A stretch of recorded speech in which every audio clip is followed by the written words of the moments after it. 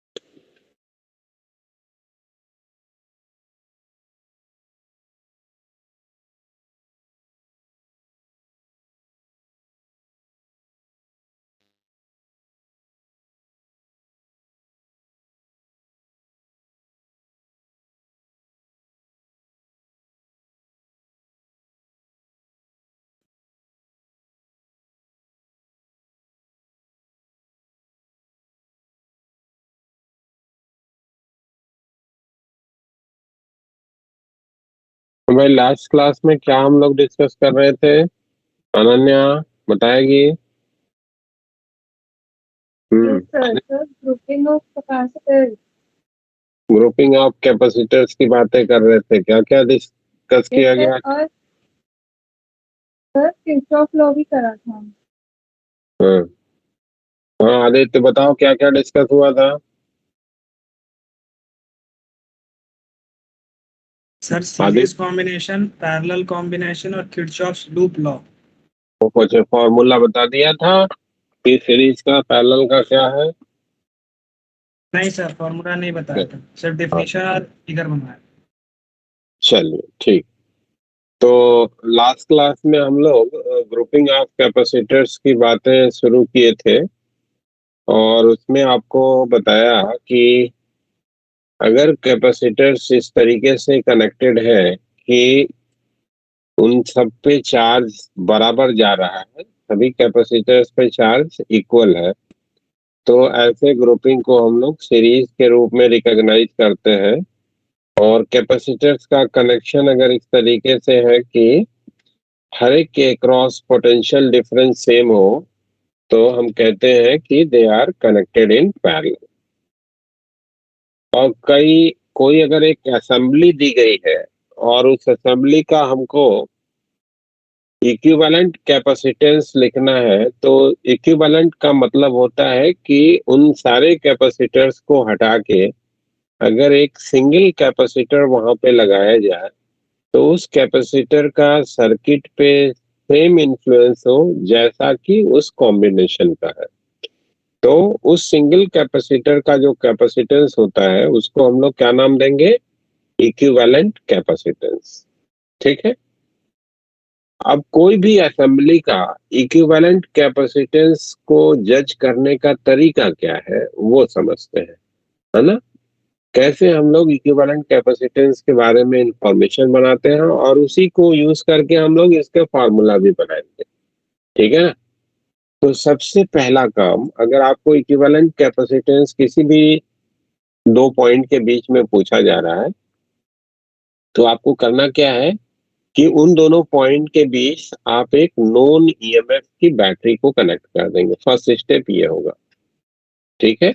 एक battery connect कर दिया और बैटरी से सर्टेन चार्ज आप ड्रॉ होता हुआ मानोगे। ठीक है। आप अपनी डिस्कशन की सिंप्लिसिटी के लिए या समझने के लिए आप ये मान सकते हैं कि बैटरी के पॉजिटिव प्लेट से जितना पॉजिटिव चार्ज चला उतनी निगेटिव प्लेट से निगेटिव चार्ज चलेगा। ठीक है। तो सर्टेन चार्ज को ड्रॉ होता हुआ आपने बैटरी से अज्यूम करा and then after you have to distribute the charges on all of the capacitors. सभी कैपेसिटर्स पे उस चार्ज को हमको डिस्ट्रीब्यूट कर देना है। ठीक है। If there is any symmetry in arrangement of capacitor, then we can use the argument of symmetry to reduce the number of variables, है ना? जैसे Q1 Q2 Q3 देने की जगह पे अगर कहीं सिमेट्री है तो Q1 Q2 को इक्वल करके हम Q1 Q1 दे सकते हैं। ठीक है। तो अगर कहीं कोई सिमेट्री है अरेंजमेंट में तो हम लोग सिमेट्री का आर्गुमेंट फॉलो करते हुए सिमेट्रिकल चार्ज डिस्ट्रीब्यूशन दिखा सकते हैं। ठीक है। जिससे कि हमारे नंबर ऑफ वेरिएबल्स कम हो। अब जब डिस्ट्रीब्यूशन दिखा लिया तो then after we have to use the Kirchhoff loop law. हमको किरचॉफ लूप लॉ को यूज करना है, जिसके लिए आपको बताया गया है कि किसी भी एक क्लोज लूप में नेट गेन या लॉस ऑफ पोटेंशियल जो होगा दैट विल बी जीरो। और सेल के थ्रू जब आप जा रहे होंगे तो वहां पे आपको बताया गया है कि निगेटिव से पॉजिटिव को जाओगे तो गेन मिलेगा, ईएमएफ के बराबर का गेन मिलेगा।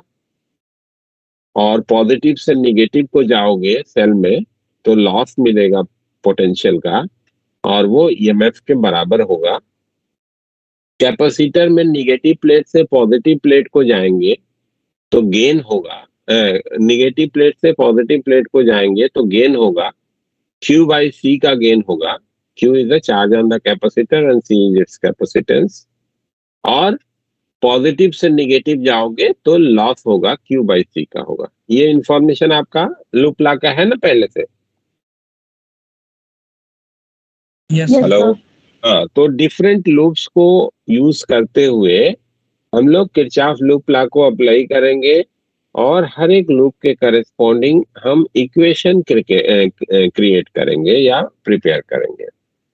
ठीक है, इतने इक्वेशंस हम बनाएंगे जिससे कि हम उन सबको मिक्स करके charge supplied by the cell and EMF of the cell का रेशियो कैलकुलेट कर सके, Q by zeta, that we have to calculate, and that is known as the equivalent EMF, equivalent capacitance.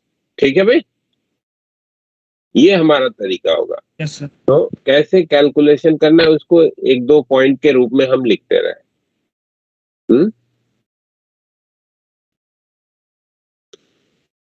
क्या working करनी है उसको हम लिख दे रहे हैं।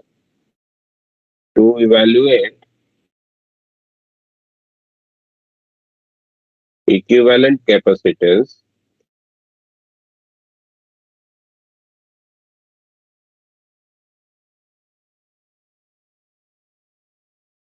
between 2 points,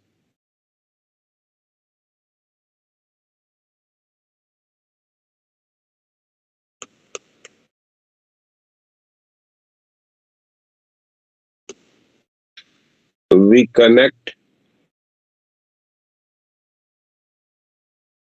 a cell of known EMF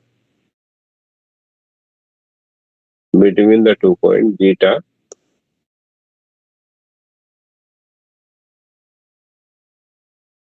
between the given point and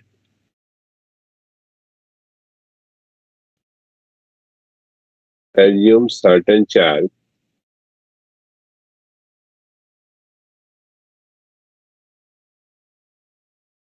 Q to be drawn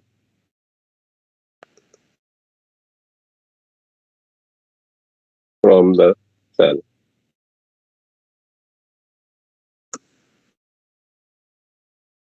दूसरा है then we distribute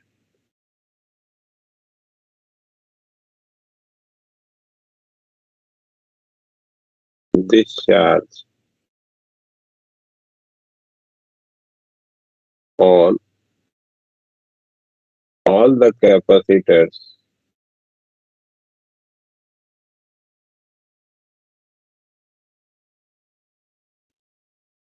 connected in that circuit।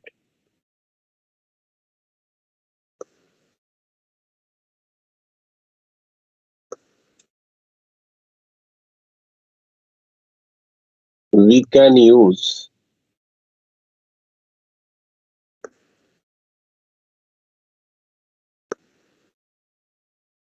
symmetry argument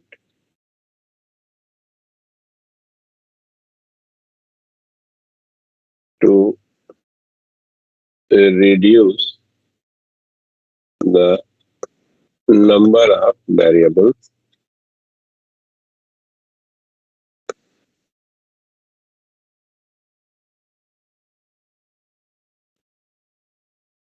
and also if there is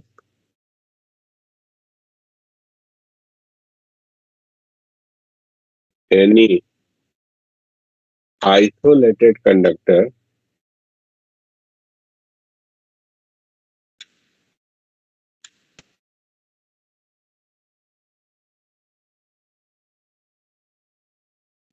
then charge on it will be conserved. ये property है, मालूम ही है आपको कि isolated conductor पे जो चार्ज होता है वो कंजर्व रहता है, ठीक है ना, it will be conserve.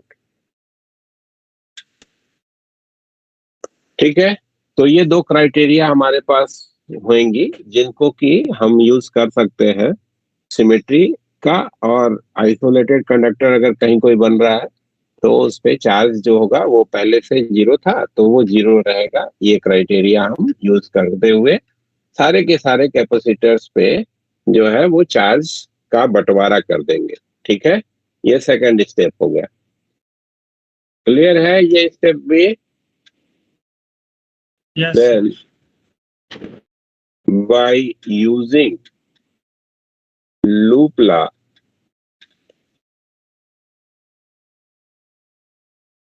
we generate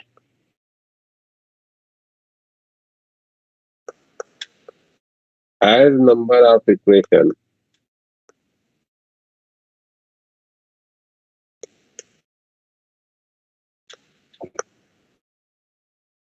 so that we can calculate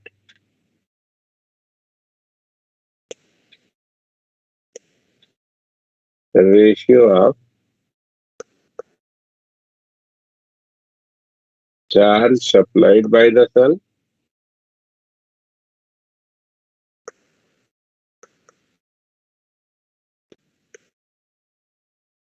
and its EMF.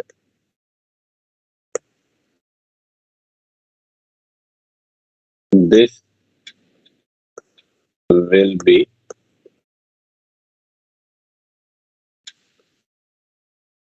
recognized as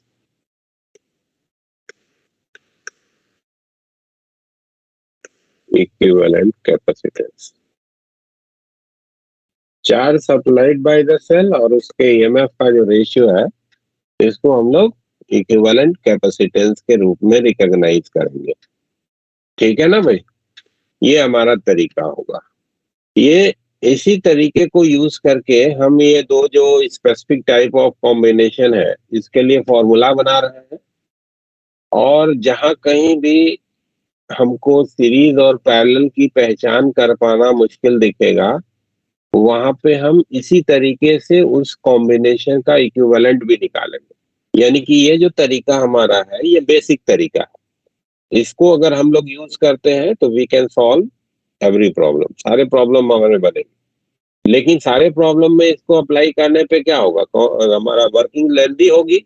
तो जहां सीरीज और पैरेलल हमारी पहचान हो जाएगी, जहां पे आसानी से हम जस्टिफाई कर पाएंगे कि ये कैपेसिटर सीरीज में है ये पैरेलल में है, तो वहां पे हम लोग जो है वो क्या करेंगे, डायरेक्टली फॉर्मूला यूज कर लेंगे इक्विवेलेंट को पाने के लिए। ठीक है भाई, और जहां पहचान बनाना मुश्किल होगा कि किनको आपस में सीरीज में माने किनको पैरेलल में माने, ठीक है, तो in that case we have to use this particular principle to judge the equivalent capacitance between the sorted points. Clear? Yes, sir.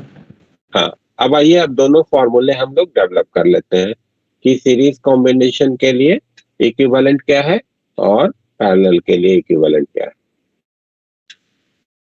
तो equivalent capacitance for series connection.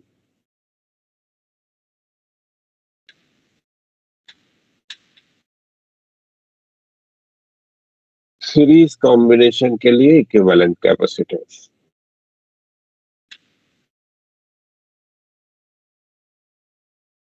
मान लो भाई कि ये जो तीन कैपेसिटर है C1, C2 और C3,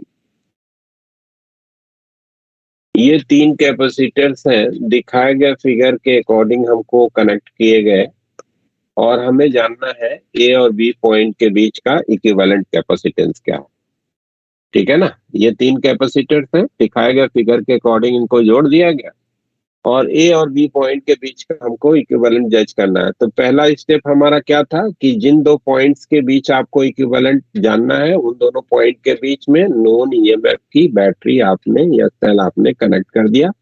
late the EMF of the cell is zeta.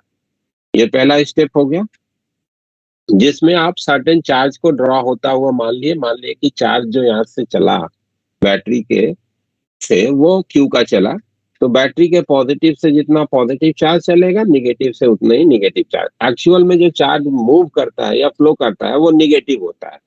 Just ये एक वे है रिप्रेजेंटेशन का कि हम पॉजिटिव से पॉजिटिव चार्ज को निकलता हुआ कह देते हैं। एक्चुअली होता क्या है कि निगेटिव से यहाँ से इलेक्ट्रॉन जाते हैं और इधर में आके इलेक्ट्रॉन जो है वो कलेक्ट होते हैं इस पॉजिटिव प्लेट पे। तो निगेटिव चार्ज का मूवमेंट इधर से इधर को है ना, इधर से इधर को है निगेटिव चार्ज का, तो उसके अपोजिट डायरेक्शन पॉजिटिव मान लेते हैं। ठीक है, बस बेसिकली यही है, एक अप्रोच है ये। पॉजिटिव चार्ज मूव नहीं करता है ना, किसी भी वायर में जब चार्ज का फ्लो होता है दैट इज करंट, तो वहां पे जो है वो पॉजिटिव चार्ज मूव नहीं करता है। जो मूवमेंट होता है वो हमारे इलेक्ट्रॉन्स का ही होता है, निगेटिव चार्ज का ही होता है। क्लियर। तो जस्ट ये एक वे ऑफ अप्रोच है जिसमें पॉजिटिव चार्ज को हम मूव करता हुआ या ड्रॉ होता हुआ मान रहे हैं। एक्चुअल में ऐसा होता नहीं है। मूवमेंट जो भी होता है, जब भी होता है, तो वो वायर के अंदर इलेक्ट्रोलाइट है तो उसमें पॉजिटिव और नेगेटिव दोनों आयंस मूव करेंगे। ठीक है ना। लेकिन वायर्स के अंदर जो है वो जब भी मूवमेंट होगा तो वो निगेटिव चार्ज का ही होगा, पॉजिटिव चार्ज का मूवमेंट नहीं होता है। ठीक है। हाँ, तो कुल चार्ज आपने ड्रॉ होता हुआ माना। अब इसको हम लोग डिस्ट्रीब्यूट करते हैं। देखो कैसे हम लोग डिस्ट्रीब्यूट करते हैं। तो ये बैटरी के प्लस टर्मिनल से ये कैपेसिटर की ये प्लेट जुड़ी हुई है, तो पूरा का पूरा जो चार्ज यहाँ से चला वो हमारे इस प्लेट पे आ जाएगा। तो क्यू चार्ज इस प्लेट पे आ गया। ठीक है भाई। अब ये दोनों जो प्लेट्स हैं इस पे इक्वल एंड अपोजिट चार्ज को होना है, तो इस पे माइनस का क्यू चार्ज आ जाएगा। Yes sir. अब इधर देखो तो ये दोनों प्लेट को एक साथ देखो, तो ये दोनों प्लेट को जब हम एक साथ देख रहे हैं तो हमको क्या दिखता है कि these two plate are cumulatively not join either positive और negative of the battery terminal. Plus या माइनस से तो जुड़े नहीं है, तो ये आइसोलेटेड है। यस ये आइसोलेटेड है तो इस पे जो है चार्ज जीरो रहेगा। तो माइनस का क्यू अगर इधर में आ गया तो प्लस का क्यू इधर में आएगा to maintain the charge zero on these two plates cumulatively. तो कई सारी प्लेट अगर कुल मिलकर के आइसोलेटेड बना रही हैं तो उनपे टोटल चार्ज आपको जीरो करना है। ठीक है ना। जैसे यहाँ पे केवल 2 ही प्लेट थी आपस में जुड़ी हुई थी, तो एक पे जो है आपने माइनस का क्यू कह दिया तो दूसरे पे प्लस का क्यू हो जाएगा। ठीक है। मान लो कि 3 होती, ऐसे कहीं होता, ये प्लेट होती, इससे ऐसे 2 प्लेटें ऐसी जुड़ी होती, तो अगर इस पे आप माइनस का क्यू कहते तो इस पे Q1 कह देते और इस पे Q माइनस का Q1 कह देते, जिससे कि तीनों पे चार्ज का सम जो होता है वो जीरो हो जाता है, आइसोलेटेड। क्लियर। Yes sir. हाँ, तो इस पे आपका क्यू चार्ज आ गया तो माइनस का क्यू यहाँ पे होना है भाई। अब फिर से देखो तो ये दोनों कंडक्टर मिलकर के आइसोलेटेड हो गए ना भाई। क्यू है, ये Q1 नहीं है, माइनस का क्यू, यस ये माइनस का क्यू। तो ये आइसोलेटेड कंडक्टर हो गया तो प्लस का क्यू इस पे आ गया, प्लस का क्यू इस पे आ गया, तो बैटरी के माइनस से जो माइनस क्यू गया था वो हमारे प्लेट से जुड़ा था, माइनस का क्यू इस पे आ गया। ठीक है। अब हमको क्या दिखा कि अगर ये 3 कैपेसिटर इस तरीके से जुड़े हैं एक दूसरे से, तो इन तीनों कैपेसिटर पे जो चार्ज जा रहा है that is same. Q Q Q तीनों पे बराबर चार्ज है ना भाई। यानी कि इस तरीके से अगर कहीं पे कैपेसिटर्स जुड़े हैं तो they are assume to be connected in series. तो पहला इंफॉर्मेशन तो आपको बन गया कि since charge on each capacitor is same, therefore they are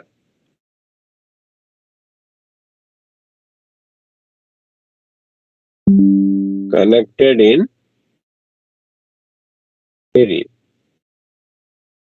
ठीक है, तो इस तरीके का कनेक्शन हमारा सीरीज के रूप में देखा जाएगा। अब डिस्ट्रीब्यूशन आपने दिखा लिया सारे कैपेसिटर्स पे, है ना भाई। तो अगला स्टेप आपको क्या बोला कि डिफरेंट लूप्स में ट्रेवल करो और किरचॉफ लूप लॉ को अप्लाई करते हुए आप इतने इक्वेशन लिखो जिससे कि आप Q बाई C की वैल्यू लिख सको, charge supplied by the battery और EMF ऑफ द बैटरी का रेशियो लिख सको। तो आपको इस लूप में ट्रेवल कर जाना है, ठीक है ना। ऐसे मान लीजिए कि इस लूप में आप घूम रहे हो, ठीक है। किरचॉफ लूप लॉ अप्लाई करने के लिए मान लीजिए यहां से चलना शुरू किया निगेटिव प्लेट से, तो निगेटिव प्लेट से पॉजिटिव प्लेट को गए, क्या होगा? पोटेंशियल के बारे में बताओ, क्या होगा? गेन होगा। कितने का होगा? कितने का होगा भाई? जीटा, यानी कि EMF के बराबर का गेन होगा। तो जीटा का गेन दिखा दिया, प्लस का जीटा दिखा दिया। जो गेन होगा उसको प्लस से दिखाओगे, हाँ, और जो लॉस होगा उसको माइनस से दिखाओगे। अब एक लूप में अगर जाना है तो गेन को माइनस भी दिखा सकते हो, लॉस को पॉजिटिव भी दिखा सकते हो, कोई अंतर नहीं पड़ेगा, है ना, क्योंकि फाइनली इसका सम 0 लिखना है। तो किसी बुक में हो सकता है कि गेन को माइनस से, लॉस को प्लस से दिखा दिया हो, बट आप ये दिमाग में रखिए कि हम गेन को हमेशा प्लस में दिखाएंगे और लॉस को माइनस में दिखाएंगे। कारण क्या है कि जब आप किसी एक पॉइंट से दूसरी पॉइंट तक जाओगे, यानी कि ओपन आर्म में ट्रेवल करोगे और पोटेंशियल डिफरेंस लिखने के लिए, तो अगर आप गेन को माइनस और लॉस को प्लस में दिखाओगे तो प्लस माइनस का अंतर आ जाएगा आपको, ठीक है। तो लूप के लिए तो हो सकता है कि आप गेन को नेगेटिव भी दिखाओ, लॉस को पॉजिटिव भी दिखाओ, तो आपका काम डिस्टर्ब नहीं होगा, आपको प्रॉपर आंसर मिलेगा, क्योंकि इक्वेशन 0 के इक्वल करना है, ठीक है। लेकिन किसी दो पॉइंट के बीच पोटेंशियल डिफरेंस को लिखने के लिए जब आप ये तरीका यूज करोगे, एक पॉइंट से चलते हुए दूसरे पॉइंट तक जाओगे, ठीक है ना, तो वहां पे अगर गेन को प्लस और लॉस को माइनस से नहीं दिखा रहे हैं तो आपको साइन गलत मिल जाएगा डिफरेंस ऑफ पोटेंशियल का, ठीक है। तो हम लोग गेन को प्लस हमेशा और लॉस को हमेशा माइनस से दिखाएंगे, ठीक है। तो निगेटिव से पॉजिटिव गए, गेन मिला, जीटा का प्लस दिखा दिया हमने। अब इस प्लेट से चलते चलते आप इस प्लेट तक आ गए, चूंकि एक ही कंडक्टर है भाई, तो there will be no change of potential. Now we are moving from the positive plate of capacitor to negative plate of the capacitor, तो लॉस होगा। यस लॉस होगा। कितने का होगा भाई? Q बाई C1 का लॉस होगा, ठीक है। अब ये प्लेट पे पहुंच गए, अब फिर इस प्लेट से इस प्लेट को आ गए, कोई चेंज नहीं आया क्योंकि एक ही कंडक्टर है, एक ही वायर से जुड़े हुए हैं, तो सेम कंडक्टर हो गया, सेम पोटेंशियल होगा। अब इस प्लेट से इस प्लेट को जा रहे हो, फिर से पॉजिटिव से निगेटिव को जा रहे हो, लॉस होगा। कितने का होगा भाई? Q बाई C2 का लॉस होगा। अब इस प्लेट से इस प्लेट तक आ गए, कोई चेंज नहीं आया क्योंकि एक ही कंडक्टर है, फिर प्लस से माइनस को गए, लॉस हो गया। कितने का भाई? Q बाई C3 का लॉस हो गया। इस प्लेट पे पहुंच गए, ये C3 है, C1 C2 C3। अब इस प्लेट से चलते चलते आप बैटरी के माइनस तक आ गए, ठीक है, लूप कंप्लीट हो गया और ये 0 के बराबर हो गया। किरचॉफ लूप लॉ से आपने ये इक्वेशन लिख लिया। इस इक्वेशन को लिखने में किसी को प्रॉब्लम अगर लग रही है तो प्लीज मेंशन करें, मैं फिर से रिपीट करूं, अदरवाइज आगे बढ़ो। इक्वेशन समझ में आया सबको? सर एक बार और यस सर। ओके। देखो, जो ध्यान आपको रखना है वो 2 पॉइंट जो आपको शुरू में बता दिया हमने वो ध्यान में रखना है। क्या कि बैटरी के माइनस से प्लस को जाना है तो गेन मिलेगा, ईएमएफ के बराबर का गेन मिलेगा, ठीक है। और प्लस से माइनस को जा रहे होंगे बैटरी के तो लॉस होगा, ईएमएफ के बराबर का लॉस होगा, ठीक है। कैपेसिटर में जा रहे होंगे, निगेटिव से पॉजिटिव को जाएंगे, गेन होगा, क्यू बाई सी का होगा। और पॉजिटिव से निगेटिव को जाएंगे, लॉस होगा, और वो भी क्यू बाई सी का होगा। और ये क्यू बाई सी क्यों लिख रहे हैं? क्योंकि यही हमारा डिफिनीशन है कैपेसिटेंस का, है ना। Charge on the capacitor plate divided by potential difference. और पॉजिटिव प्लेट का पोटेंशियल बड़ा होता है as comparison to negative plate के। तो पॉजिटिव से निगेटिव जाओगे तो लॉस मिलेगा, ठीक है ना। और निगेटिव से पॉजिटिव जाओगे तो गेन मिलेगा, ठीक है। ये पॉइंट आपको ध्यान में रखना। अब मान लो कि इस लूप में आप ऐसे घूम रहे हो, ये ऐसे आप क्लॉकवाइज घूम गए, ठीक है। अब क्लॉकवाइज घूमो, एंटी क्लॉकवाइज घूमो, कोई रिस्ट्रिक्शन नहीं है। कौन से लूप में घूमना है वो भी रिस्ट्रिक्शन नहीं है। यहाँ तो सिंगल लूप ही बन रहा है तो एक ही लूप में घूम पाओगे। अगर कॉम्प्लिकेटेड सर्किट होगी तो कई सारे पॉसिबल लूप होंगे, है ना भाई। तो वहां पे हम किसी भी लूप में घूम सकते हैं, कोई हमारा रिस्ट्रिक्शन नहीं है कि इसी लूप में जाएंगे तो हमारा प्रॉब्लम बनेगा। बात समझ रहे हो? तो ये लूप का सिलेक्शन पूरा का पूरा आपके डिस्क्रिप्शन पे है, आप किस लूप में घूमना चाहते हो, हर एक के करस्पॉन्डिंग आपको सेम इंफॉर्मेशन बनेगी, ठीक है। बदला हुआ आंसर नहीं मिलेगा, आंसर सेम मिलेगा, ठीक है। बस आपको उन सबको मिला के सॉल्व करना है। तो यहाँ पे तो सिंगल लूप है तो सिंगल लूप में ही घूमना है, घूम गए। निगेटिव से पॉजिटिव को गए हैं, गेन हुआ, जीटा का गेन मिला। इस प्लेट से चलते चलते यहाँ तक आ गए, कोई चेंज नहीं आया। प्लस से माइनस को गए, लॉस हो गया, क्यू बाई C1 का लॉस हो गया। क्यू इसका चार्ज था और C1 इसका कैपेसिटेंस था। इस प्लेट से इस प्लेट को आ गए, सेम कंडक्टर में ट्रेवल किए हैं, कंडक्टर के हर एक पार्ट का पोटेंशियल सेम होता है। तो यहाँ से यहाँ तक जाते जाते आपको कोई चेंज नहीं मिला। अब ये प्लस से माइनस को फिर गए, लॉस होगा, क्यू बाई C2 का लॉस होगा, तो माइनस का क्यू बाई C2 लिखा। दीक्षा समझ रही है? Yes sir. इधर से चलते हुए आप यहाँ पे पहुंच गए, कोई चेंज नहीं आया भाई, क्योंकि सेम कंडक्टर है। फिर प्लस से माइनस को गए, लॉस हो गया, ठीक है, क्यू बाई C3 का लॉस हो गया। और जहां से चले थे इस वायर के थ्रू वहां पे पहुंच गए तो जीरो के बराबर, क्योंकि लूप हो गया कंप्लीट, ठीक है। Yes sir. अब इस इक्वेशन से हमको निकालना क्या था, कैलकुलेट क्या करना था? Equivalent capacitance. हाँ, Q by zeta that was defined as the equivalent capacitance, ठीक है ना। तो अब इस इक्वेशन को ऐसे मैनेज कर लेते हैं कि वो क्यू बाई जीटा के फॉर्म में आ जाए। तो जीटा इक्वल्स टू, इधर से क्यू कॉमन निकाल लिया, 1/C1 plus 1/C2 plus 1/C3 लिख सकेंगे ऐसे।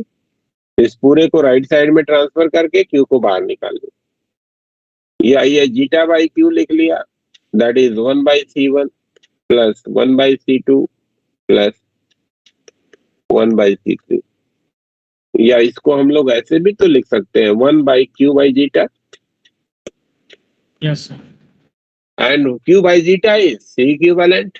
तो हमारा फॉर्मूला बन गया कि 1/C equivalent that is equal to 1/C1 plus 1/C2 plus 1/C3। तो सीरीज में अगर कैपेसिटर्स जुड़े हैं तो इंडिविजुअल के कैपेसिटेंस के इनवर्स का जो सम होगा वो इक्विवेलेंट का इनवर्स होगा। ये आपके पास फॉर्मूला बन गया, तरीका मिल गया, ठीक है। इंडिविजुअल के कैपेसिटेंस के इनवर्स का जो सम होगा वो इक्विवेलेंट का इनवर्स होगा। 1/C equivalent 1/C1 plus 1/C2 plus 1/C3, ठीक है भाई। Yes sir. यानी कि अगर आप थोड़ा सा याद करो, रिकॉल करो, तो जो रजिस्टर में पैरेलल का फॉर्मूला होता है वो आपका इधर का सीरीज का Yes, sir. यस है ना। या इसको दूसरे से कोरिलेट करके लिखना चाहो तो इक्विवेलेंट स्प्रिंग भी आपने कर रखी होगी 11th में ना। तो सीरीज में इक्विवेलेंट जो हमारा स्प्रिंग कांस्टेंट होता है उसका लिखने का भी यही फॉर्मूला है ना। सीरीज में इक्विवेलेंट स्प्रिंग का स्प्रिंग कांस्टेंट। Yes sir. याद आ रहा है कुछ? Yes sir. ऐसे अगर मान लो कि यस सर। तीन स्प्रिंग्स जोड़ दी गई, एक स्प्रिंग ये हो गई, दूसरी ये हो गई, तीसरी ये हो गई। अभी इसका K1, इसका K2, इसका K3 अगर है, इन तीनों को हटा के यहाँ पे एक स्प्रिंग लगानी है तुमको, तो उसका K इक्विवेलेंट अगर आप स्प्रिंग कांस्टेंट कह रहे हो तो 1/K equivalent 1/K1 plus 1/K2 plus 1/K3 से लिखते हो ना। तो जो आपका स्प्रिंग कांस्टेंट का इक्विवेलेंट लिखने का फॉर्मूला था सीरीज के लिए, वही आपका यहाँ के सीरीज के लिए है। या रजिस्टर के लिए जो पैरेलल का फॉर्मूला है वो कैपेसिटर के लिए सीरीज का। ठीक है। Yes sir. कंपैरेटिव ध्यान में रखोगे तो जल्दी भूलेगा नहीं फॉर्मूला।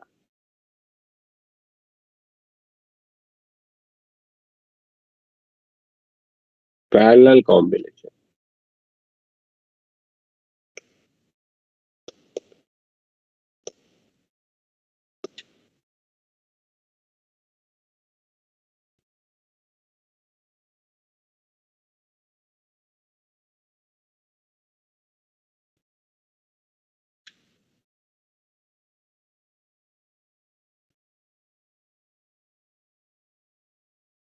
मान लो कि ऐसे तीन कैपेसिटर्स जोड़ दिए गए, C1, C2, C3, और आपसे बोला गया कि A और B पॉइंट के बीच इक्विवेलेंट बताओ, इक्विवेलेंट कैपेसिटेंस क्या है।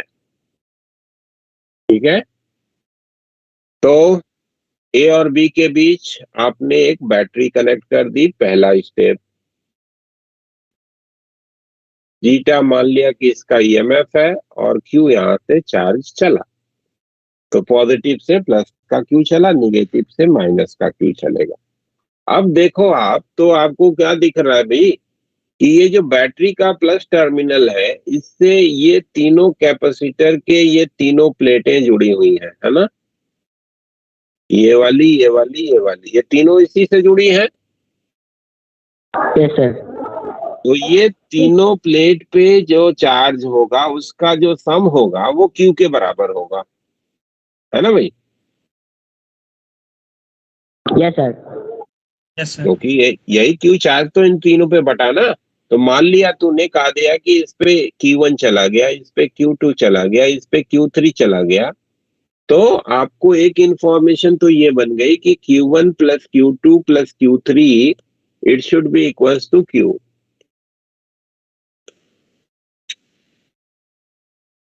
कोई दिक्कत? No sir. अब इस पे Q1 आया तो इस पे माइनस का Q1 हो जाएगा, इस पे माइनस का Q2 हो जाएगा, इस पे माइनस का Q3 हो जाएगा। ठीक है। अब देखो आप, तो दिखता क्या है कि बैटरी के माइनस से जो माइनस Q चला वो इन तीनों पे बटा, और इन तीनों का सम भी माइनस का Q है। That means we have yes sir. Represented appropriately the distribution of charge. Charge का डिस्ट्रीब्यूशन हमने अप्रोप्रिएट दिखाया है, कहीं कोई गलती नहीं करी है। ठीक है ना। तो ये डिस्ट्रीब्यूशन हमारा बन गया। एक डिस्ट्रीब्यूशन दिखा लिया। अब क्या करना है? लूप लॉ यूज करना है, थर्ड स्टेप, और इक्वेशंस लिखने हैं जिससे कि हम फाइनली सबको मर्ज करके Q बाई जीटा निकाल सकें, है ना। तो एक बार मैं क्या कर रहा हूं कि Yes, sir. ऐसे ऐसे इस लूप में घूम जा रहा हूं, ऐसे ऊपर वाले आर्म को पकड़ के लूप बनाए और उसमें घूम गए। तो ये निगेटिव से पॉजिटिव को गए, जीटा का गेन मिला क्या? Yes, sir. Yes sir. अब इस प्लेट से चलते चलते इस वायर के सहारे सहारे आप यहाँ पे पहुंच गए, इस प्लेट तक आ गए भाई। तो एक ही कंडक्टर है, there will be no change of potential. Now positive plate Yes, से sir. नेगेटिव प्लेट को गए तो Q1 बाई C1 का लॉस मिला। Yes sir. और इस प्लेट से मूव करते करते इस वायर के सहारे आप negative terminal of the cell तक पहुंच गए, लूप हो गया आपका कंप्लीट और ये इक्वल हो गया 0 के बराबर। यानी कि Q1 बाई C1 ये आपका जीटा हो गया। ये इक्वेशन मान लो इसको ए कर दे रहा है तो ये 1 हो गया और Q1 की वैल्यू तुमको मिल गई C1 जीटा, इक्वेशन नंबर 2। ठीक है। Yes sir. अब Yes, sir. आप जो है वो बीच वाले लूप को पकड़ के एक बार घूम जाओ।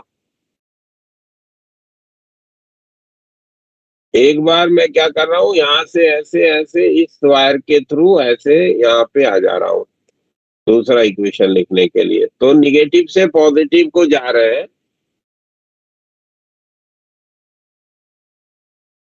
निगेटिव से पॉजिटिव को हम जा रहे हैं, गेन मिलेगा जीटा के बराबर का गेन मिलेगा। इधर से चलते चलते आप इस प्लेट तक पहुंच गए, कोई चेंज नहीं आया क्योंकि एक ही कंडक्टर है। अब Q2 से माइनस Q2 को जा रहा है, प्लस प्लेट से माइनस प्लेट को जा रहा है, लॉस हो गया Q2 बाई C2 का लॉस हो गया। अब इस प्लेट से चलते चलते इस वायर के सहारे आप निगेटिव टर्मिनल पे फिर पहुंच गए, लूप हो गया कंप्लीट तो 0 के बराबर।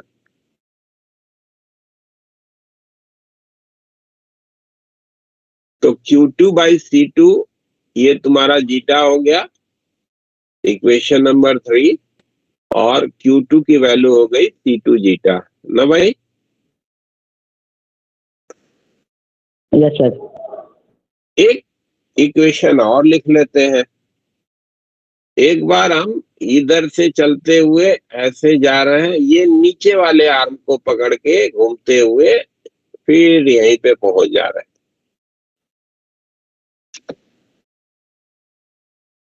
इसका इक्वेशन दीक्षा बोलेगी, दीक्षा बोलेगी क्या?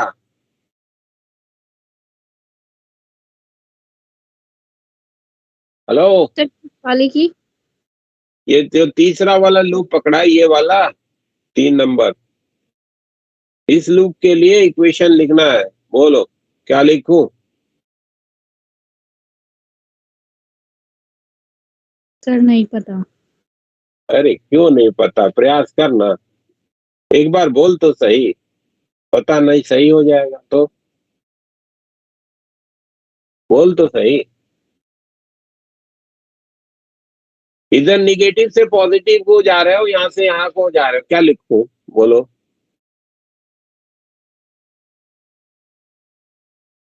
क्या लिखूं? निगेटिव से पॉजिटिव को गए, क्या लिखूं? बोलो ना। Sir Q/C। अबे ये Q बाई सी क्यों? ये बैटरी है कि कैपेसिटर है? बैटरी है। तो बैटरी के लिए क्या बोला है? ईएमएफ के बराबर ना, जीटा ना बेटा। यस। गेन होगा ना, गेन होगा। माइनस से प्लस को गए, गेन होगा कि लॉस?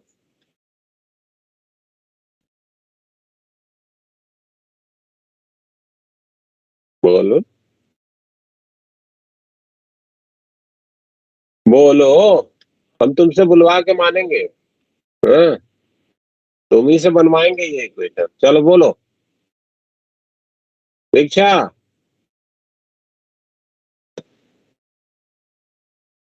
निगेटिव से पॉजिटिव को जाने पे गेन होता है कि लॉस? Sir gain. गेन। तो क्या लिख दूं, प्लस का जीटा लिख दूं? Yes sir. ओके, चलो देखो तो कैसे तुम बताती हो सही सही। अब ये जो तार है, देखो कलर बदल के चला रहे हैं, ये तार तो यहाँ से ऐसे ऐसे ऐसे ऐसे पूरा एक ही है ना, यस सर। तो यहाँ तक तो तू पहुंच गई, कोई चेंज आया क्या? एक ही कंडक्टर है, तो यस चेंज। सर। अब यहाँ पे प्लस से माइनस को जा रही है, क्या होगा? लॉस होगा कि gain? Sir loss. Loss. Capacitor है तो कितना लॉस? क्यू बाय सी का सर। हाँ, तो Q3/C3, चार्ज इस पे Q3 लिखा है, तो Q3/C3 का लॉस हो गया। ठीक है, यस सर। ओके। अब ये प्लेट से ऐसे चलते चलते तो ये बैटरी के माइनस जहां से चली थी वहीं पे पहुंच गई, तो 0 हो जाएगा। Yes sir. तो Q3/C3 जीटा के बराबर, यस सर। और Q3 की वैल्यू C3 जीटा ना, ठीक है Yes. क्या?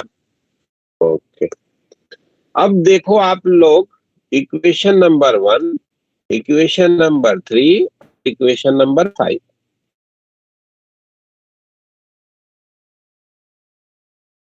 Q1/C1 equals to Q2/C2 equals to Q3/C3, that is zeta. मिला क्या? 1, 3, 5 से। Yes sir. Q1/C1 क्या है? पहले वाले Yes, के sir. Cross potential difference. Q2/C2 क्या है? दूसरे कैपेसिटर के क्रॉस पोटेंशियल Yes. डिफरेंस। और Q3/C3 क्या है? तीसरे कैपेसिटर के क्रॉस पोटेंशियल डिफरेंस। तो तीनों बराबर है। Yes Yes, sir. Yes sir. यानी कि ये कॉम्बिनेशन क्या हो गया? पैरेलल। पोटेंशियल डिफरेंस सेम हो तो पैरेलल। तो these capacitors are connected in parallel.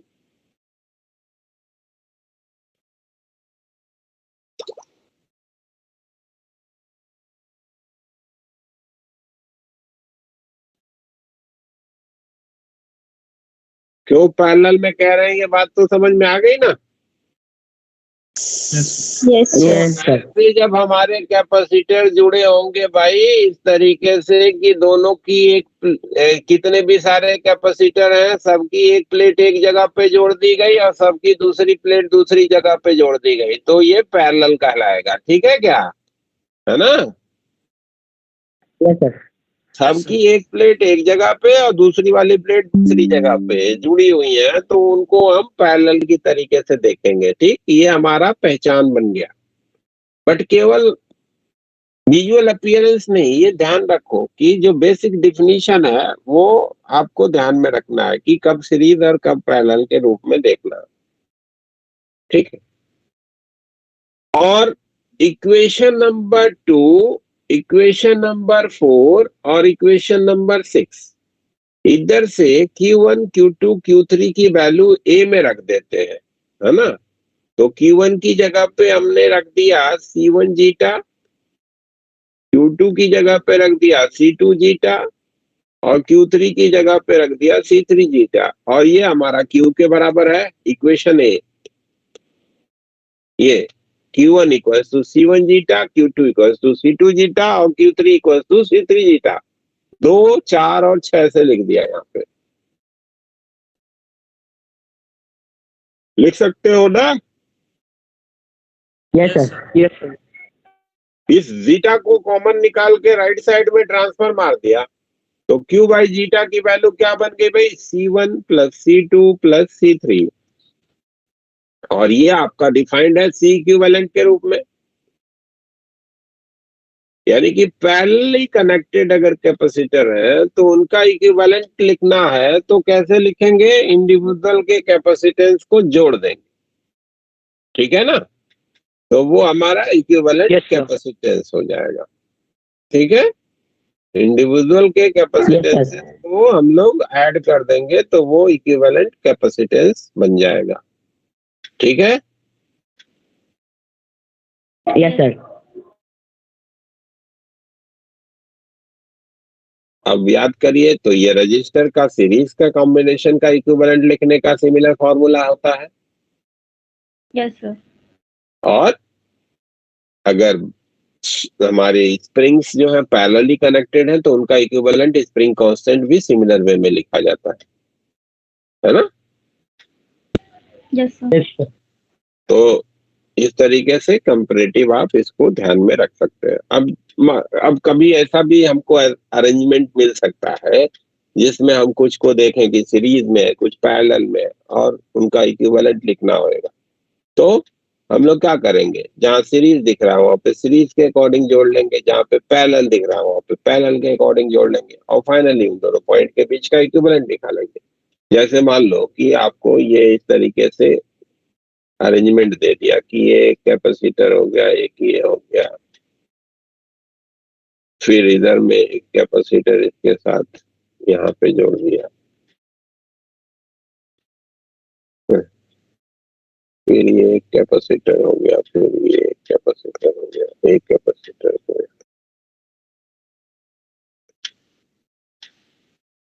और मान लो कि तुमको ऐसे इसका इक्विवेलेंट पूछ दिया ए और बी के बीच का, सब सी सी सी सी कर दिया, सी सी सी सी सी सी, ऐसे हमने इनको जोड़ दिया। ए और बी के बीच में हमको इक्विवेलेंट बताना है भाई, ठीक है ना?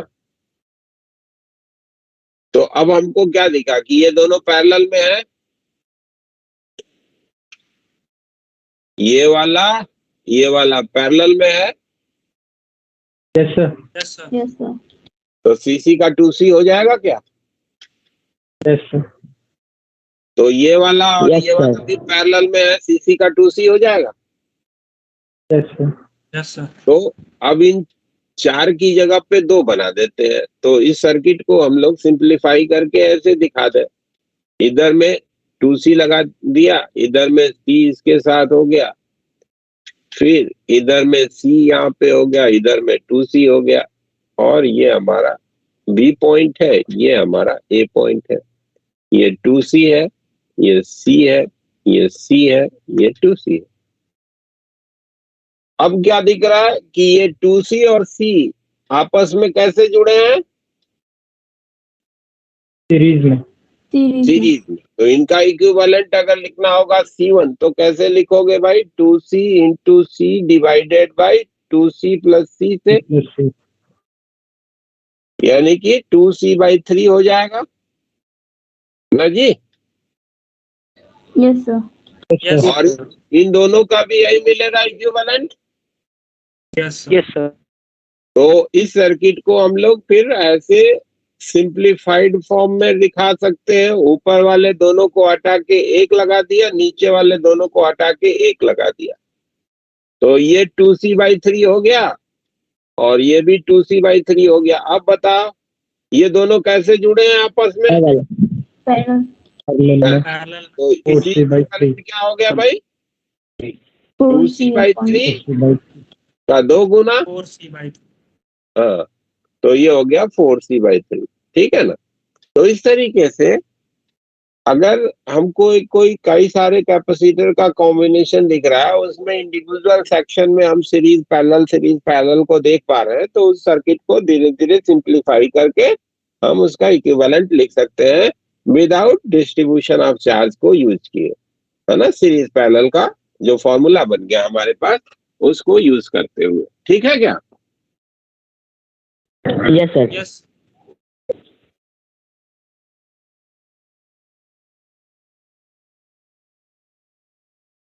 अब जैसे मान लो कि एक हम अरेंजमेंट बना देते हैं,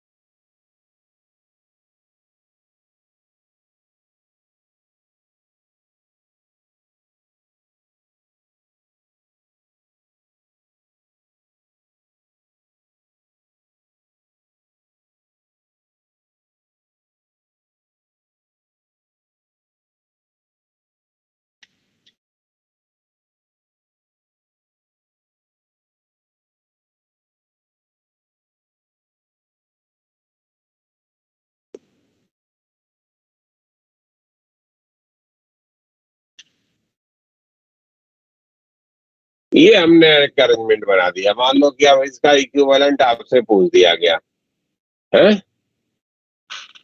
तो आपको क्या दिख रहा है भाई कि ये दो पॉइंट को देखें, ये पॉइंट और ये पॉइंट, तो इसके बीच में ये चारों जो है वो आपस में कैसे जुड़े हैं? सीरीज। सीरीज में। तो इनका इक्विवेलेंट क्या हो जाएगा? C/4 हो जाएगा। Yes sir. Yes sir, C/4। Yes sir. 1/C1 अगर उसका C1 कह रहे हो तो 1/C plus 1/C plus 1/C plus 1/C, तो C1 की वैल्यू क्या हो जाएगी? C/4। और इन दोनों पॉइंट के बीच में अगर देखो तो ये दोनों सीरीज में है। अगर C2 कह रहे हो तो 1/C2 1/C1 प्लस 1/C, तो C2 की वैल्यू क्या हो गई? C/2 हो गई। तो अब अगर हम इस सर्किट को दिखाना चाहेंगे तो ऐसे ऐसे, और नीचे में एक C है, ये बन गया। ये पॉइंट तुम्हारा A था, ये पॉइंट तुम्हारा B था। ये C/4 निकाला था, ये C/2 निकाला था, ये C निकाला था। अब देखो A और B पॉइंट के बीच में क्या है? ये तीनों कैपेसिटर्स कैसे जुड़े हैं? पैरेलल में। पैरेलल। इसका इक्विवेलेंट अगर आपसे कोई पूछा तो क्या लिखोगे? C plus C/2 plus C/2 plus C/4। तो 4 को मान लो कि एलसीएम कर दिया तो 4 और 2 6 और 1 7, 7 C/4।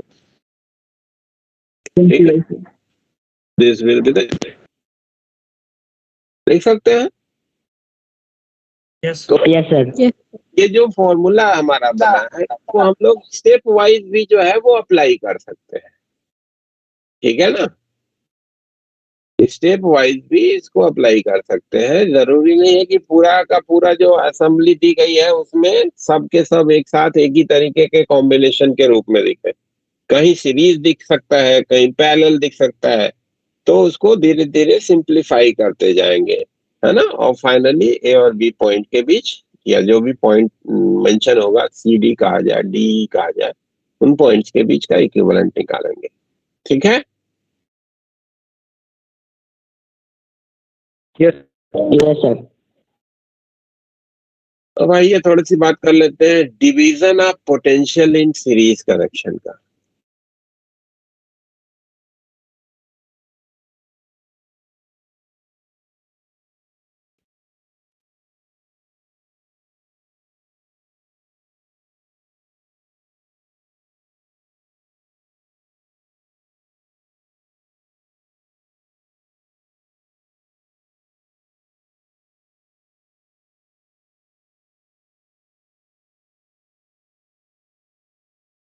मान लीजिए आपको बोला मैंने कि ये दो कैपेसिटर्स हैं C1 और C2।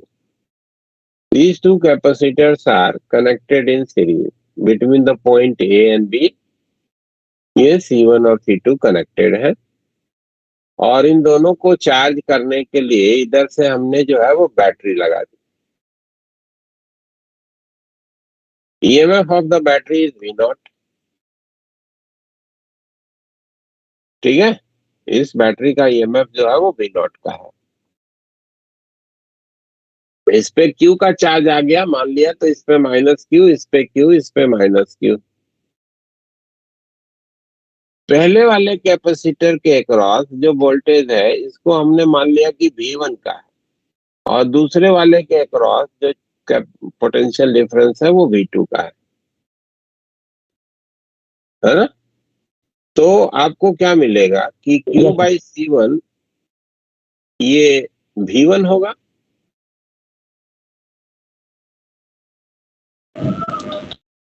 होगा ना भाई? Q/C1 V1 होगा, यस सर। और Q/C2 ये तुम्हारा V2 होगा। यानी कि Q को हम लोग C1 V1 equals to C2 V2 लिख सकते हैं। Yes sir. यानी कि V1 और V2 का जो रेशियो होगा हमारा C2/C1 होगा। ये एक इंफॉर्मेशन मिल गई, बड़ा यूजफुल इंफॉर्मेशन है कि अगर कैपेसिटर सीरीज में कनेक्टेड है तो वहां पे जो वोल्टेज का डिवीजन होगा वो इनवर्स रेशियो ऑफ कैपेसिटेंस में होगा। If capacitors are connected in series,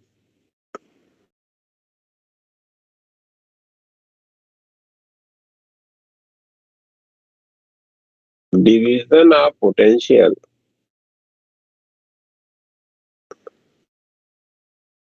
is in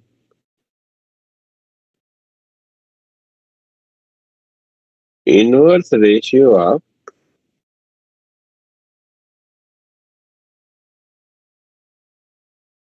capacitance। कहने का मतलब क्या है कि जिसका कैपेसिटेंस छोटा है उसके क्रॉस वोल्टेज का ड्रॉप बड़ा होगा और जिसका कैपेसिटेंस बड़ा है उसके क्रॉस वोल्टेज का ड्रॉप छोटा होगा। ठीक है, यस सर। कैपेसिटेंस बड़ा, वोल्टेज का ड्रॉप कम। कैपेसिटेंस छोटा, वोल्टेज का ड्रॉप ज्यादा। ठीक है ना, उल्टा है, कैपेसिटेंस बड़ा है, यस सर। वोल्टेज का ड्रॉप कम होगा। कैपेसिटेंस छोटा है, वोल्टेज का ड्रॉप कम है। एग्जैक्टली क्या है वो उसका भी हम लोग फॉर्मूला बना सकते हैं। ठीक है, और वो फॉर्मूला आप याद भी रख सकते हो, डायरेक्टली आप प्रॉब्लम में यूज भी कर सकते हो। कैसे भाई, आपको मालूम है इस दर को लूप ला लगा दे तो V0 minus V1 minus V2 that is 0। तो यानी कि V0 जो होगा वो V1 प्लस V2 हो जाएगा। अब ये जो इक्वेशन है और ये जो इक्वेशन है दोनों को मिक्स कर देते हैं 1 2 को। तो इधर से हम क्या करते हैं कि V1 को C2/C1 V2 यहाँ पे प्लेस कर देते हैं। तो C2/C1 V2 plus V2 that is equal to V0, यानी कि V2 को लिखने का इंफॉर्मेशन क्या हो गया, C1 डिवीजन में C1 plus C2 V0। Exactly potential difference के लिए फॉर्मूला बन गया। और यहाँ पे उठा के रख दो V2 की जो वैल्यू निकाले हो इक्वेशन नंबर 1 में, तो C2 divided by C1 plus C2 V0। ये तुम्हारा एग्जैक्टली क्या क्या पोटेंशियल डिफरेंस होगा उसको भी लिखने का आपके पास फॉर्मूला हो गया। यू मे रिमेम्बर इट, आप याद कर सकते हैं इसको। ठीक है, डायरेक्टली आप किसी प्रॉब्लम में यूज कर सकते हैं इसको। ठीक है, सीरीज कनेक्शन में वोल्टेज का जो डिवीजन होगा वो इनवर्स रेशियो ऑफ कैपेसिटेंस में होगा। कैपेसिटेंस बड़ा, वोल्टेज का ड्रॉप छोटा। कैपेसिटेंस छोटा, वोल्टेज का ड्रॉप बड़ा।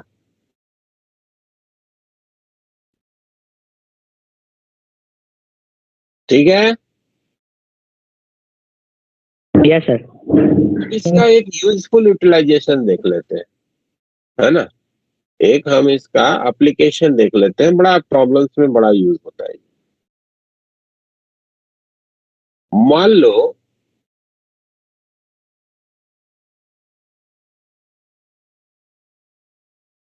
कि ये जो 4 कैपेसिटर्स है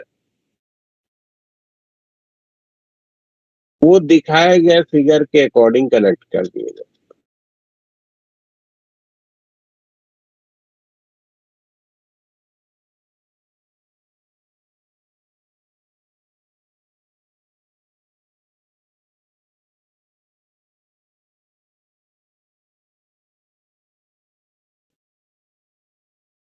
और आप ए और बी के बीच में कोई सोर्स लगा दिए हो, है ना। ए और बी के बीच में आपने एक बैटरी या सेल कुछ कनेक्ट कर दिया ए और बी पॉइंट के बीच में। तो अब आपको क्या दिख रहा है कि ए और बी पॉइंट के बीच में ये C1 और C2 आपस में कैसे जुड़े हैं भाई? Series. Between point A and B, C1 and C2 are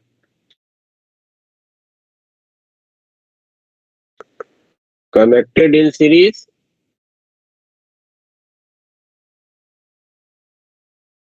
तो आपको बताया कि सीरीज कनेक्शन में जो वोल्टेज का डिवीजन होता है, ये बी पॉइंट लिख दिया।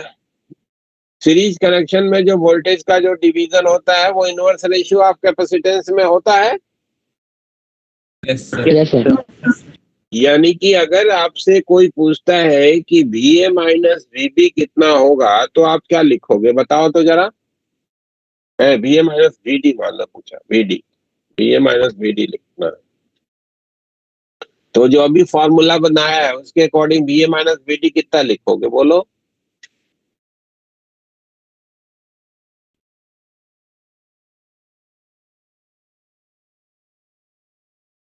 बोल भाई कोई। E1 बाई, रुकिए सर इसको सर। हाँ बिल्कुल बिल्कुल, तब तक मैं अटेंडेंस कर लेता हूँ।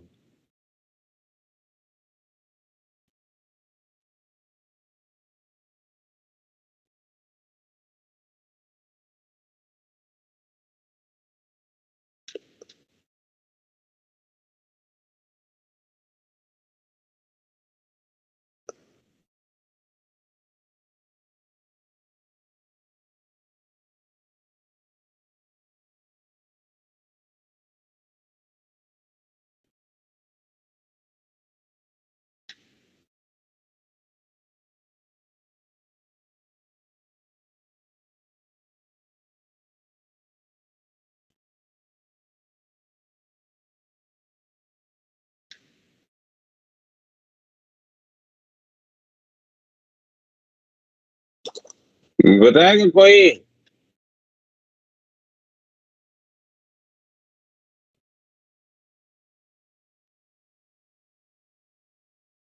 कोई बोलेगा।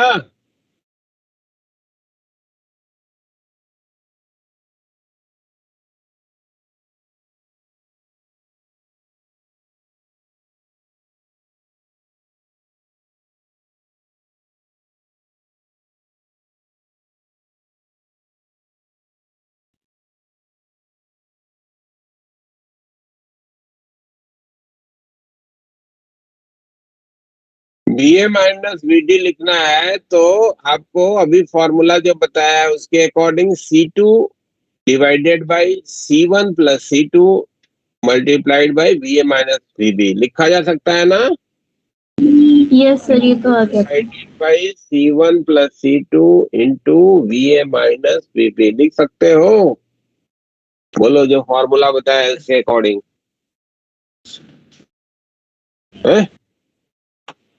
Yes sir. Yes sir. अरे बड़ी कम आवाज आ रही है, सब ठीक है ना। Yes sir. आदित्य कुमार जहाँ, अभिमन्यु काशा, अनन्या, Yes, sir. ठीक Yes, है। Yes, sir. Clear. चलो। तो VA माइनस VD ये तुम क्या लिख सकते हो, थोड़ा सा इसको अरेंज करते हैं। तो C2 से ऊपर नीचे डिवाइड कर देते हैं तो 1/C1 upon C2 plus 1 into VA minus VB ऐसे लिख सकते हो ना। Yes sir. अब यही देखो तो between point A and B, C3 and C4 are also connected in series. Between point A and B, C3 and C4 are also connected in series. क्या भाई ठीक है। यस C2 और Yes, sir. Yes, sir. C4 भी series में है। हर्ष ठाकुर बोलो। Yes, sir. Series. Ganesh, Yes, sir. Yes. तो सेम इंफॉर्मेशन को यूज करिए, तो VA माइनस का VE अगर लिखना चाहोगे तो C4 divided by C3 plus C4 into VA minus VB लिखोगे। Yes, sir.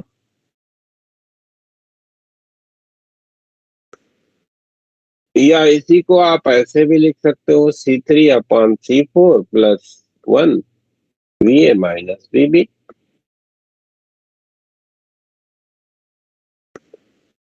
अब यहां से एक इंपॉर्टेंट हम रिजल्ट बनाने जा रहे हैं। इक्वेशन 1 और 2 को देखिए।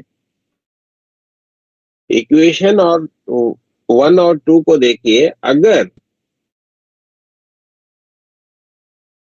C1 और C2 का जो रेशियो है वो C3 और C4 के रेशियो के बराबर है,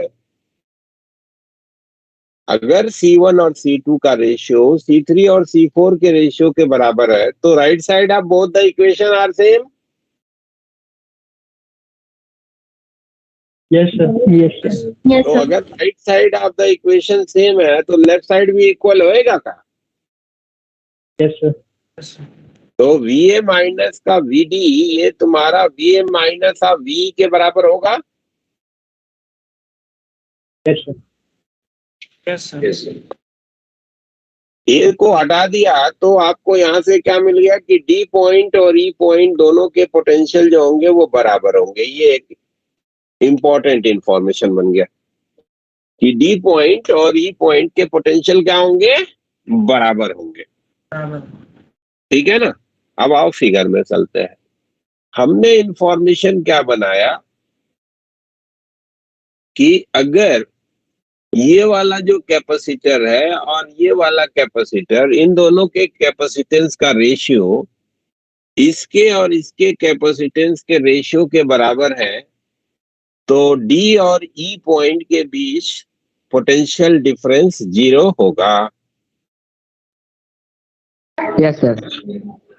तो अगर D और E पॉइंट के बीच का पोटेंशियल डिफरेंस 0 है, तो अगर मान लो कि मैं इन दोनों पॉइंट के बीच में कोई कैपेसिटर जोड़ दूं D और E के बीच में, तो क्या इस पे चार्ज जाएगा? No, sir. नहीं जा नहीं जाएगा। No, sir. नहीं जाएगा ना भाई।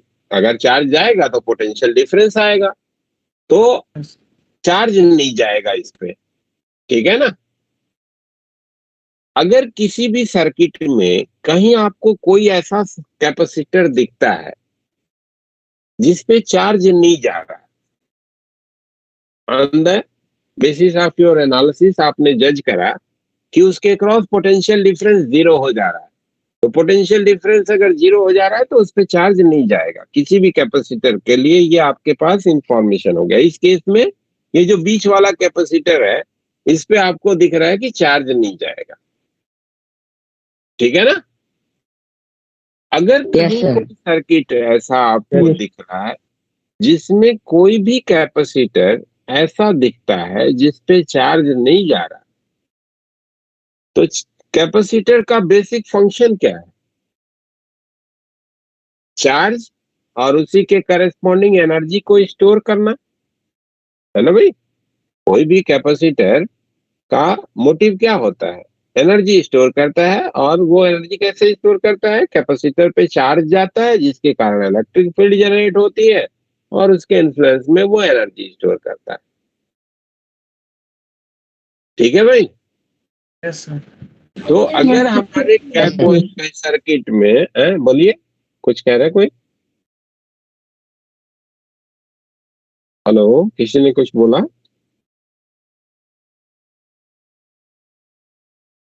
अगर हमारे सर्किट में कोई कैपेसिटर ऐसा दिखता है जिसपे चार्ज नहीं जा रहा है, दैट मीन्स कि वो हमारे सर्किट को इन्फ्लुएंस नहीं कर रहा है, चार्ज के डिस्ट्रीब्यूशन में या चार्ज के शेयरिंग में पार्टिसिपेट नहीं कर रहा है।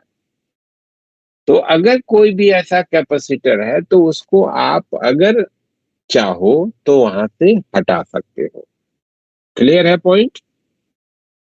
किसी भी सर्किट कि कैपेसिटर को हटाने के लिए क्या रिक्वायरमेंट आई, कि कैपेसिटर को हटाने के लिए रिक्वायरमेंट आई कि उसके क्रॉस पोटेंशियल डिफरेंस 0 हो जाए, उस पे चार्ज न जाए, तो आप उस कैपेसिटर को वहां से हटा सकते हो। Yes sir. ठीक है ना। इसका बड़ा एडवांटेज मिलता है आपको अपने प्रॉब्लम में।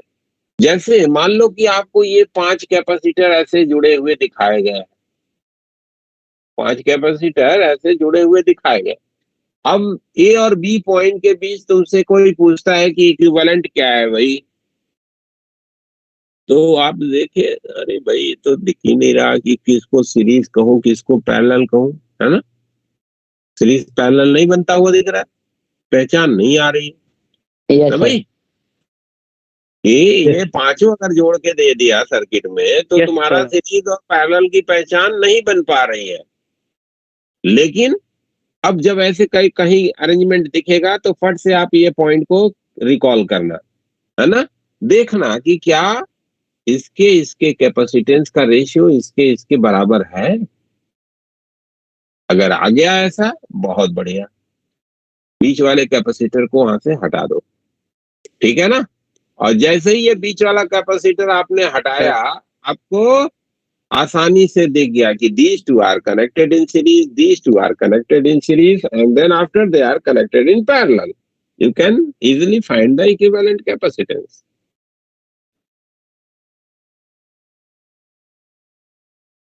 बात समझ में आई? सर ये व्हीटस्टोन ब्रिज है ना?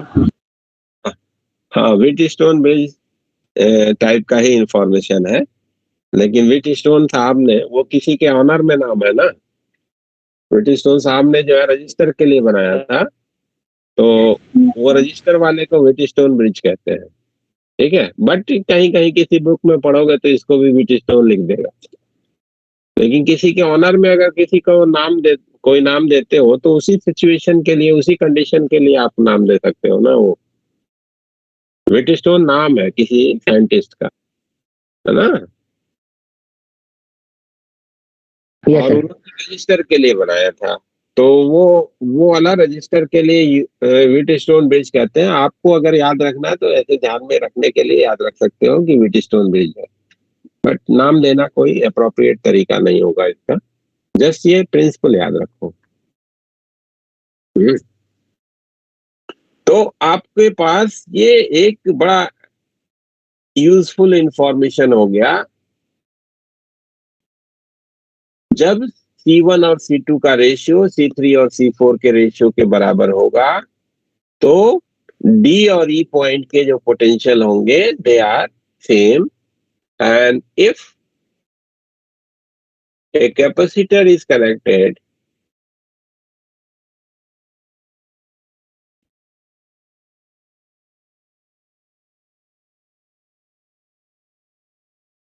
between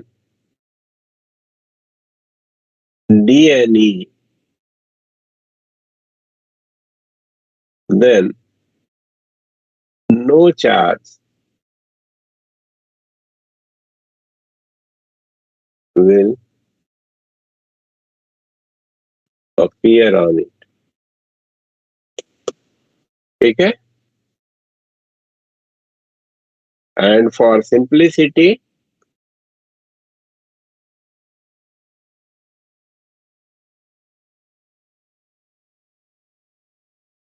it can be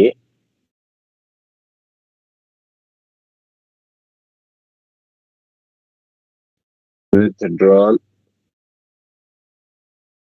from that position.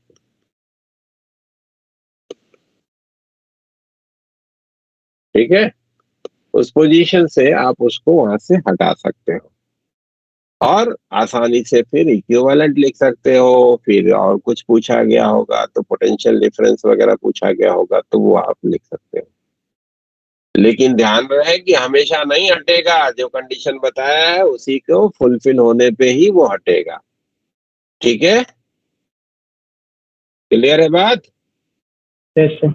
Yes, sir. हाँ, तो नहीं हटेगा तो कैसे करना होगा, तब वह फंडामेंटल तरीका यूज करना पड़ेगा जिसको हम कल बताएंगे।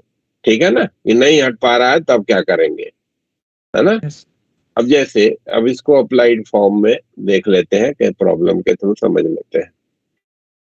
जैसे मान लो कि तुमको ये दे दिया ऐसे। एक मिनट थोड़ा ऊपर करना, ऊपर वाला रह गया। अच्छा अच्छा, कहाँ तक बेटा? फिर वो RHS और LHS मतलब इक्वल कर दिया था वहाँ से। हाँ सर यही है। नोट कर लो।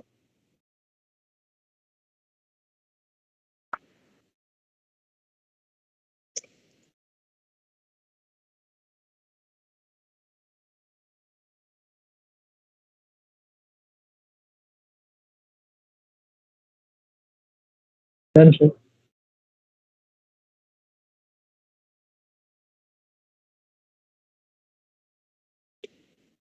मान लो कि तुमको ये ऐसे एक अरेंजमेंट दे दिया ना, ए बी पॉइंट के बीच में ऐसे कैपेसिटर लगा दिया, पॉइंट सी सी सी सी सी सी, सबके कैपेसिटेंस सी के कह दिए, है ना? और आपसे पूछ दिया कि find the equivalent capacitance between point A and B. Find the equivalent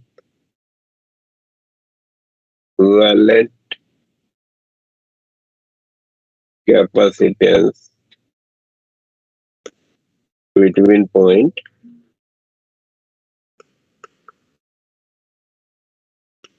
A and B. A और बी के बीच का इक्विवेलेंट आपको बताने को बोला, ठीक है? तो अगर आपको इसमें विजुअलाइज हो जा रहा है जो कंडीशन हमने बनाया, तब तो बहुत अच्छी बात है। नहीं तो थोड़ा सा इसको स्ट्रेच करके हम फिगर को उसी शेप में बना देते हैं जिस शेप के लिए आपको इंट्रोडक्शन दिया हमने। हमने क्या किया कि इस डी पॉइंट और ई पॉइंट से पकड़ के इस सर्किट को ऐसे लंबा खींच दिया ना, ऐसे। तो ये हमारा जो है सर्किट कुछ इस तरीके से दिख जाएगा। ये डी यहाँ चला गया और डी से ये कैपेसिटर जुड़ के यहाँ पे बी हो गया, ये पॉइंट ए हो गया। ये वाला कैपेसिटर ये है और ये वाला कैपेसिटर ये है, ठीक है? ए से एक दूसरा कैपेसिटर ये जुड़ा है जिसको हमने ई पॉइंट से जोड़ रखा है दूसरा, इस वाले को हमने यहाँ पे दिखाया, ठीक है? और फिर ई और बी के बीच में एक कैपेसिटर डी, ई है ना, ये डी नहीं है, ई है। ई और बी के बीच में ये एक कैपेसिटर है, ये वाला कैपेसिटर ये हो गया, और डी और ई के बीच में ये कैपेसिटर है, ठीक है? वही सर्किट को थोड़ा सा मॉडिफाई करके आपको इस तरीके से दिखा दिया, ठीक? 2-4 प्रॉब्लम करोगे तो आपको यहीं पे दिख जाएगा कि वही चीज है ना? मॉडिफाई करके ड्राइंग बनाने की भी जरूरत नहीं। अब आपको क्या दिखा कि ये दोनों के कैपेसिटेंस का रेशियो इसके कैपेसिटेंस के रेशियो के बराबर है। Yes sir. तो ये हमारा कैपेसिटर यहाँ से विड्रॉ हो जाएगा। यस। ये कैपेसिटर को जैसे ही आपने विड्रॉ किया, ये सर्किट जो है वो कुछ इस तरीके की मॉडिफाई होकर के बन गई।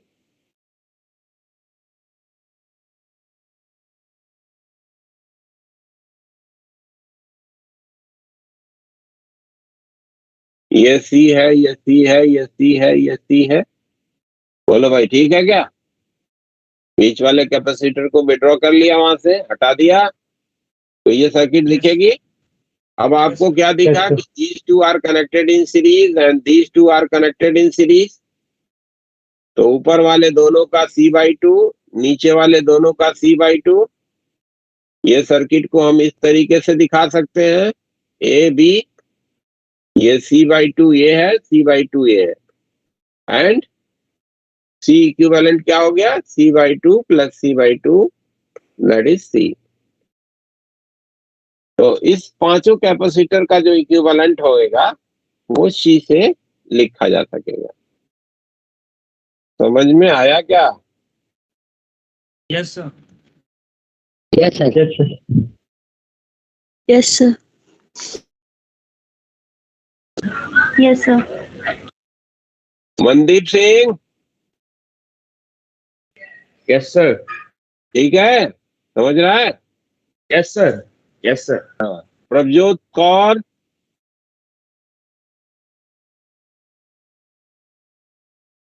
प्रभजोत कौर सो गई क्या?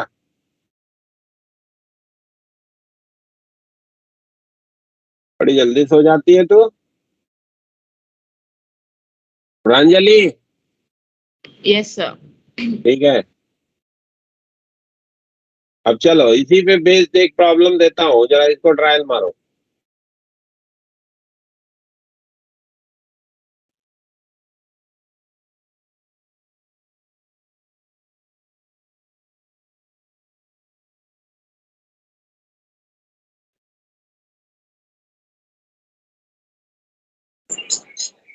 Yes, sir.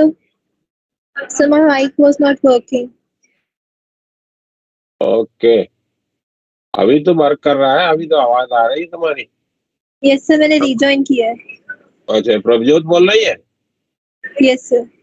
ओके, अब ये देखो, ये जो 6 कैपेसिटर है, सबके कैपेसिटेंस सी के है ना। All the capacitor of capacitance C, all the capacitor are of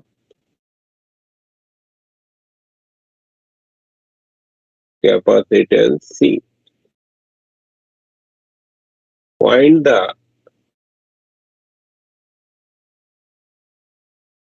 equivalent capacitance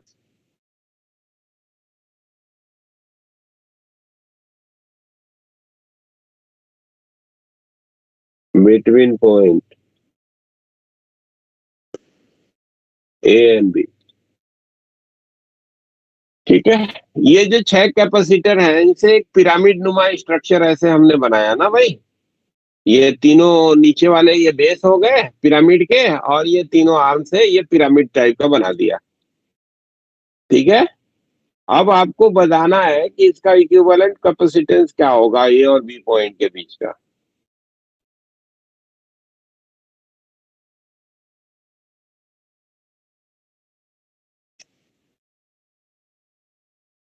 थोड़ा सा सोचिए।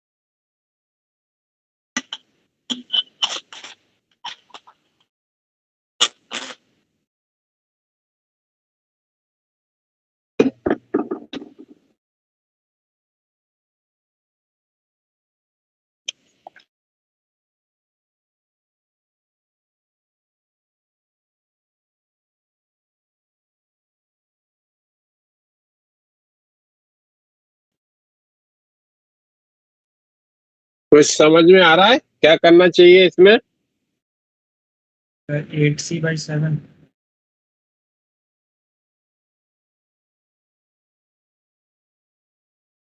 सर 8C/7 आ रहा है। नहीं, 8C/7 सही नहीं।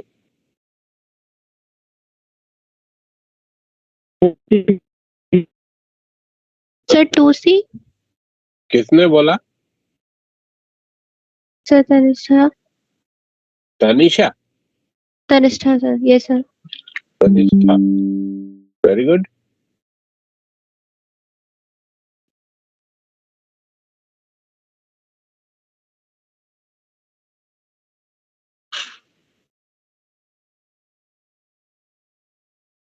देखो अब Yes, इसको sir. 2C. इसको तुम्हें समझना है। तो ये जो थोड़ा 3D में बना है ये परेशान कर रहा होगा, और वो परेशान करने के लिए ही 3D में बनाया था। इसको हम क्या कर रहे हैं, ऐसे ऊपर से दबा के इसको एक ही प्लेन में बना दे रहे हैं, है ना। अब इसको एक ही प्लेन में बनाते हैं जिससे कि थोड़ा आसानी से विजुअलाइजेशन आपका आवे।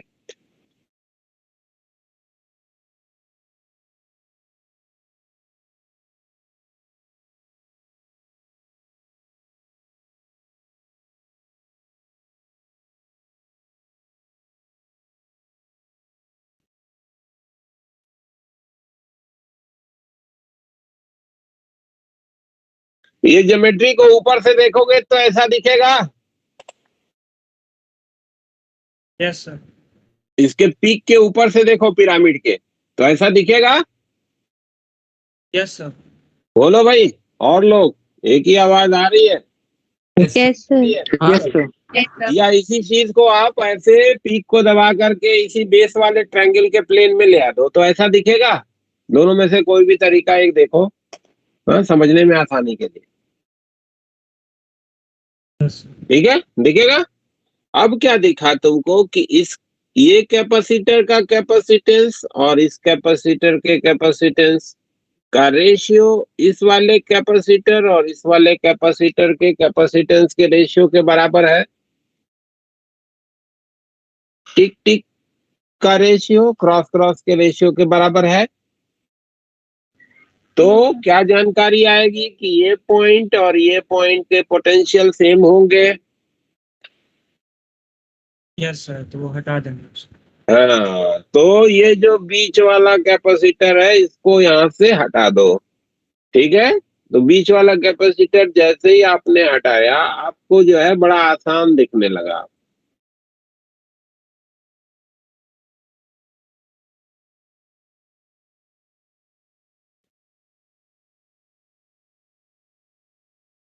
बीच वाला कैपेसिटर हटा दिया, ऐसा बन जाएगा क्या। Yes sir. अब यह क्या दिखा कि ए बी पॉइंट के बीच में ये दोनों सीरीज में है। Yes, sir. Yes sir. CC का C/2, ये दोनों सीरीज में है सीसी का C/2। तो ये जो सर्किट है उसको हम लोग ऐसे दिखा सकते हैं, नीचे ये C, फिर ये C/2, फिर ये C/2, C/2, C/2 और नीचे वाला C। ये पॉइंट ए है, ये पॉइंट बी है ना भाई। ऐसे दिखा सकते हो क्या, बोलो। Yes, yes sir. सर।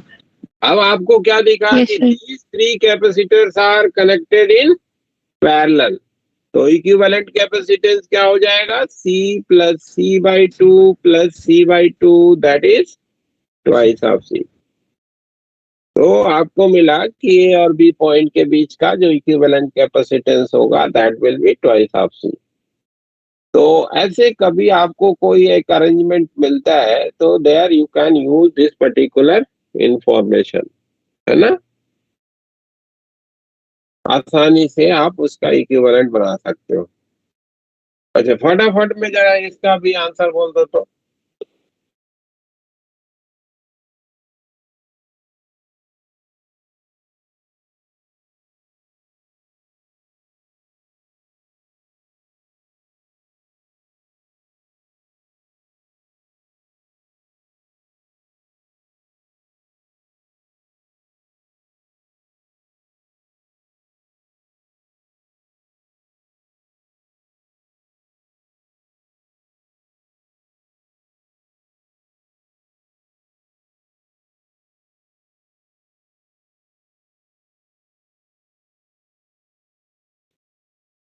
ये हमको अरेंजमेंट दिया गया, इसका इक्विवेलेंट बता दो।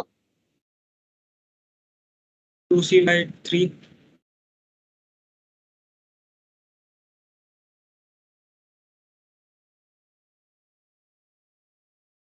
बोलो भाई। Sir 5c/2 5c/2।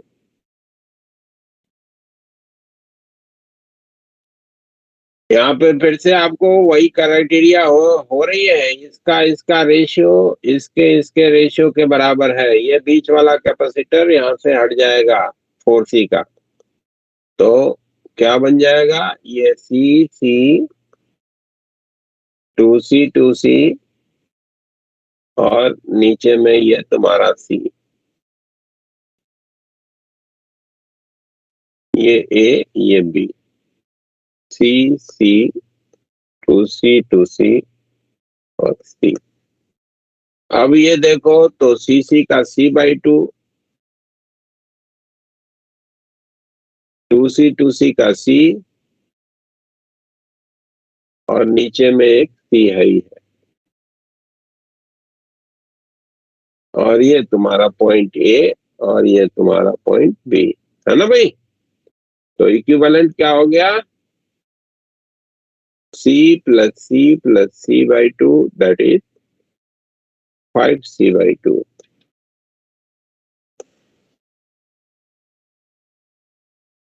ठीक है,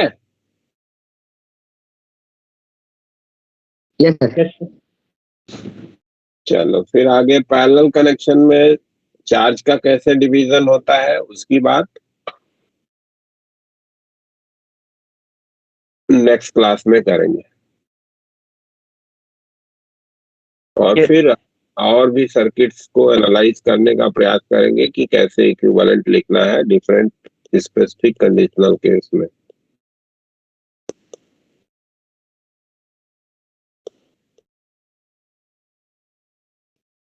thank you sir. Okay, thank Thank you, sir. Okay.